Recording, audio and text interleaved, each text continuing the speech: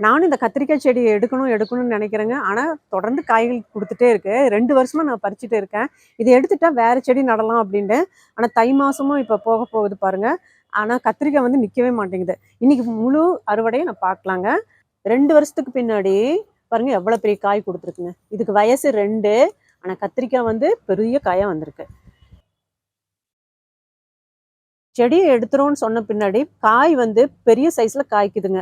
அவங்களுக்கு கூட உணரக்கூடிய சக்தி இருக்கு பாருங்க. நான் செடிய எடுக்கணும்னு நெனச்சோன்னே, காய் சின்ன சின்னதா காய்ச்சிட்டு இருந்த காய் பாருங்க எவ்வளோ பெருசா வந்திருக்குன்னு. கீழ வந்திருக்குது பாருங்க. கீழ அப்படியே மண்ணு பேலன்ஸ் பண்ணி நிறுத்தி வச்சிருக்குது பாருங்க. எவ்வளோ அருமையான காய் பாருங்க. அப்பா! பூசணிக்காய் சைஸ்ல இருக்குதுங்க. சிசர் வச்சா கட் பண்ண முடியாது. தண்டு அவ்வளோ பெருசா இருக்கு. மண்ணு டச் ஆனதுனால இந்த மாரி இருக்கு. இன்னொரு காய் பாருங்க, இன்னொரு செடியில. அதுவும் மண்ண டச் பண்ணிட்டு காய்ச்சிருக்குது.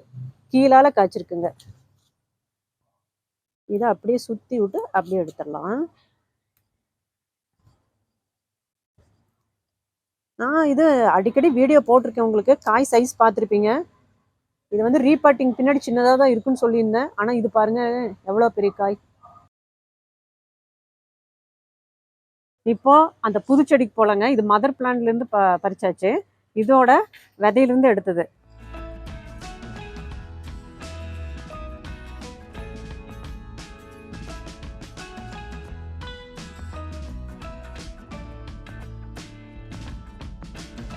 இந்த தடவை என்னன்னு தெரியல முள்ளு நெறைய இருக்குங்க. பார்த்து பறிக்கணும். நம்ம சப்ஸ்கிரைபர்லாம் விதைகள் கேட்டிருக்காங்க. குடுத்துருக்குங்க. என்னால முடிஞ்ச அளவுக்கு அனுப்பி வச்சிருக்கேன். பாருங்க இவ்வளோ காய்கள் கிடைச்சிருக்கு.